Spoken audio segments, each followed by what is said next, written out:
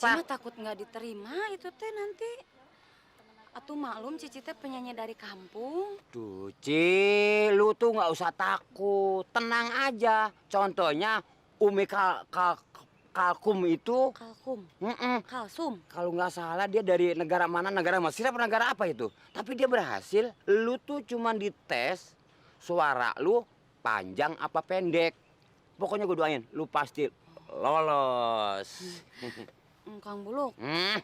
dari tadi yang diomongin Umi Kalsum terus. Emangnya Kang Buluk tahu dari mana itu sama Umi Kalsum? Soalnya Umi Kalsum itu awalnya tukang pecel. Hah? Tukang pecel? Pokoknya pada intinya, lu yakin sama diri lu sendiri. Kalau berhasil, siapa yang bawa lu? Nangis? Ngapa tuh orang? Ngapa lu nangis? Tuh bang, Ayu tuh udah ratusan kali ikut tes vokal, tapi nggak pernah berhasil bang. Ya ampun abang, saya jadi penyanyi dangdut tuh pasti gagal total. Gimana saya ngomong sama Nya bang? Aduh sama emang ngomong apa?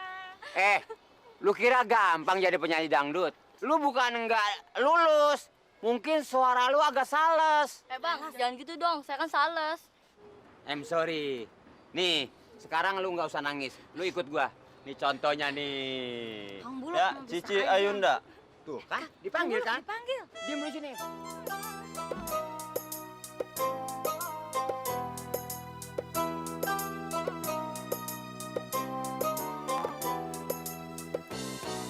Lama suri. Oke, cukup bagus. Boleh tahu? Ya. Nama teman Bapak itu siapa tadi? Oh, Cici. Cici. Iya. Apa dia sudah pernah ikut rekaman? Baru sekarang doang, Pak. Gimana, Pak?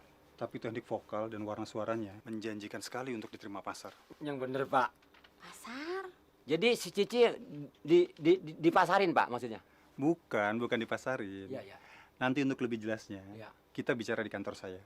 Tapi si Cici kan lulus, Pak. Lulu, suaranya bagus. Oh, iya.